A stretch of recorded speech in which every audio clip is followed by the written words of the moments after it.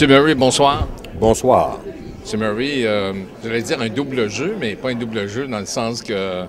Un double jeu parce que vous présentez votre PTI en même temps que votre budget ce soir, finalement. Les grandes lignes de votre budget et... on va commencer par les grandes lignes du budget. Quand on regarde le budget, on s'aperçoit que il y a un montant qui fait mal, c'est celui qui s'en va à l'agglomération de Longueuil, qui est à peu près de 27 millions, c'est quasiment la moitié de votre budget. Et puis, comment est-ce que vous réussissez à conjuguer avec ça, finalement? En fait, moi, quand on parle, c'est pas nouveau. Là. Quand on parle du budget qu'on envoie à l'agglomération, ce qu'on constate depuis 2008, l'augmentation des quotes-parts qu'on verse à l'agglo, à la CMN puis à la RTL, a augmenté de façon très modeste. Tandis quand même, sur une période de 5 ans, à peu près de 8 ce qui n'est pas considérable. En fait, ça correspond grosso modo à l'inflation. C'est au niveau local où l'augmentation a été beaucoup plus substantielle, comme on en a parlé précédemment. Donc, qui est beaucoup plus que ça. C'est-à-dire qu'au niveau du local, l'augmentation a été de 38 en 2009 et 2014. 39 c'est la moyenne. Si vous prenez ça sur 5 ans, c'est à peu près 7 par année là, composé, ce qui est énorme, considérable. Cette année, on a réussi à ramener ça à une augmentation quand même beaucoup plus modeste, même si on vit des contraintes importantes au niveau de la croissance de la rémunération. Au niveau de l'agglo, effectivement, si vous n'aviez pas déboursé le 27 millions là, pour 2014 à l'agglomération de Longueuil, autant à la CMM qu'au RTL, au Réseau de transport de Longueuil, qu'est-ce que vous feriez avec cet argent-là si vous étiez complètement indépendant de l'agglomération? Qu'est-ce que vous feriez avec cet argent-là? Beaucoup de choses. En fait, premièrement, on ne pourrait pas se soustraire à l'obligation d'avoir des services de police, des services de pompiers et évidemment au niveau du transport en commun. Nous, on estime actuellement, je vous dis, il n'y a pas d'analyse approfondie qui a été faite, ce qui est un surcoût à notre appartenance à l'agglo, qui était beaucoup plus important en 2006 au moment de la diffusion qu'actuellement. Donc, il y a eu effectivement un rétrécissement, mais on estime à peu près que si on regarde ce qu'on pourrait faire avec l'argent qu'on verse à l'agglomération, on pourrait arriver à des résultats semblables avec probablement une économie de 5 à 6 millions de dollars. C'est ce qu'on estime actuellement.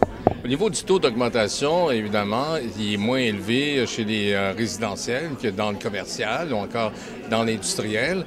Est-ce que, par exemple, l'industriel, je regardais ça, les chiffres, par exemple, une entreprise peut aller payer jusqu'à 100 000 $ de taxation par année. C'est énormément d'argent.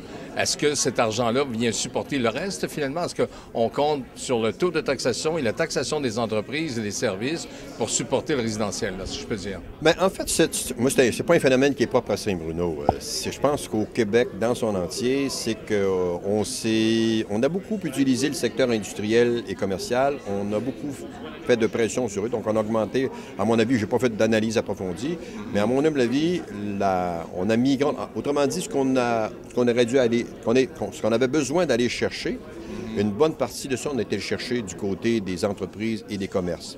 Pour une simple et bonne raison, c'est qu'un commerce et une industrie ne votent pas, alors que le résident, lui, vote. Donc, on a essayé jusqu'à un certain point d'aller chercher le maximum du point de vue industriel et commercial. Parce que ça ne vote pas, on peut les surtaxer. Je pense qu'en toute sincérité, je pense que les municipalités ont beaucoup joué cette carte-là au cours des dernières années. Ils font ça énormément. Et ça a été probablement vrai aussi au niveau de l'agglomération. Mais là, est-ce que c'était justifié ou pas? Est-ce qu'effectivement le fardeau fiscal des entreprises et des commerces est trop élevé? C'est une question qu'on va se poser au cours de l'année qui vient parce que nous, c'est une analyse qu'on veut faire. Et c'est pas dans l'optique où on veut surcharger le résidentiel parce que de ce côté-là aussi, déjà d'aller chercher cette année 2 d'augmentation ou 2 de plus dans la poche des contribuables, donc c'est de l'argent après impôt, c'est plus que l'inflation. On en est tous conscients. L'inflation cette année tourne autour d'à peu près 0,7 d'augmentation. Mais il y a aussi une réalité qui nous rattrape et avec laquelle on doit composer, c'est que de plus en plus, le gouvernement supérieur se déleste. En se délestant, il nous oblige à puiser davantage, d'aller chercher davantage d'argent pour rencontrer ces impératifs-là.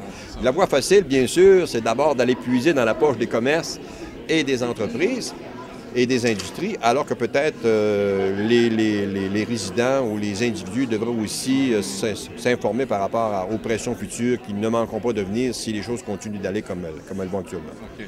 Dites-moi donc, au niveau du PTI, effectivement, je vous ai trouvé humble dans vos présentations. Vous ne faites pas d'énormes projets.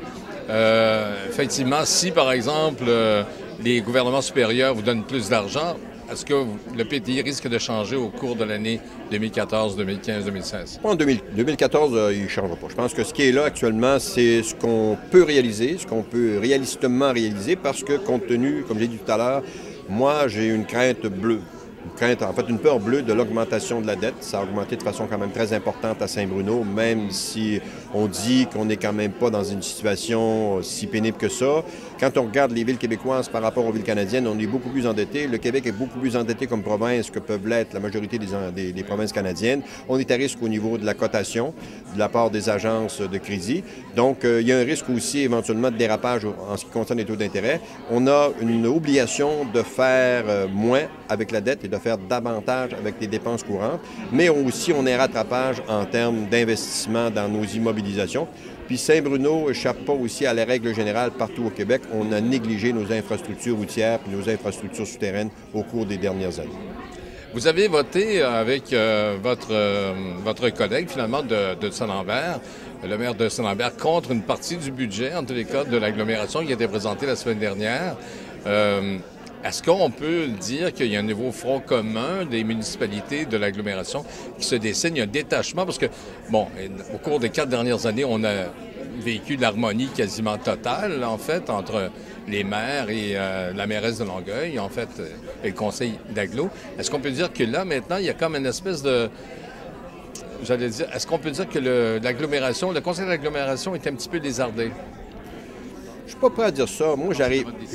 Parce que j'arrive. Ça fait 2 mois, là, même pas 2 mois que je suis un nouvel élu. Ce que je constate, j'ai constaté simplement qu'il y avait une augmentation qui m'apparaissait, moi, au-delà de ce que je jugeais acceptable. Mais en mon âme et conscience, j'ai voté contre. Même si Saint-Bruno était la ville qui était la moins touchée par l'augmentation des quotes-parts, je le faisais par rapport à un ensemble. Parce que je me dis, de toute façon, on le voit, donc le pacte fiscal vient échéance. L'augmentation de 4,7 des quotes-parts cette année va se refléter dans le compte de l'année prochaine.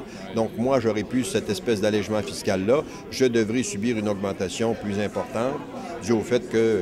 ce qui était l'année passée ne diminuera pas nécessairement. Fait que c'est dans ce contexte-là. Il n'y avait pas nécessairement d'union. Cependant, il y avait une réalité qui nous frappait, je vous dirais, il y a 4 villes qui étaient concernées. Il y avait Saint-Bruno.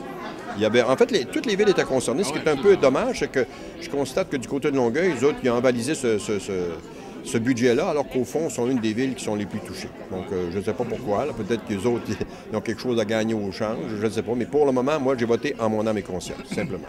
Est-ce que le budget de PTI, c'est un beau cadeau de Noël pour les citoyens? Pour moi, un budget de PTI, c'est pas nécessairement un beau cadeau de Noël. Je pense que cette année, on va s'obliger, comme je l'ai dit dans la présentation, ce que nous, on arrive. On constate. Là, dans le courant de l'année qui vient, en 2014... Êtes-vous en train de déterrer des affaires qu'on va connaître? Non. C'est plus de dire, il y a une réalité qui nous échappe, c'est-à-dire combien d'investissements sont nécessaires au cours des prochaines années, des 5-10 prochaines années, pour finaliser le rattrapage au niveau de nos infrastructures, s'assurer d'un entretien qui soit un véritable entretien, qui soit inscrit dans une vision préventive plutôt que de curative. Est-ce que c'est 10, 15, 20, 50 ou 100 millions? Je ne le sais pas. On va prendre connaissance de cette réalité-là et on va se donner un plan de match en termes d'investissement en tenant compte, évidemment, de notre capacité de payer. Donc, il faut se dégager de marge de manœuvre pour aller de plus en plus vers ce que j'appellerais du paiement comptant plutôt que d'utiliser la dette pour ces paiements-là. Écoutez, je vous souhaite de bonnes fêtes et puis on va se revoir en 2014. On va vous suivre dans l'évolution, évidemment, de votre gouvernance. Monsieur Murray, joyeuses fêtes. Bien, merci et à vous aussi.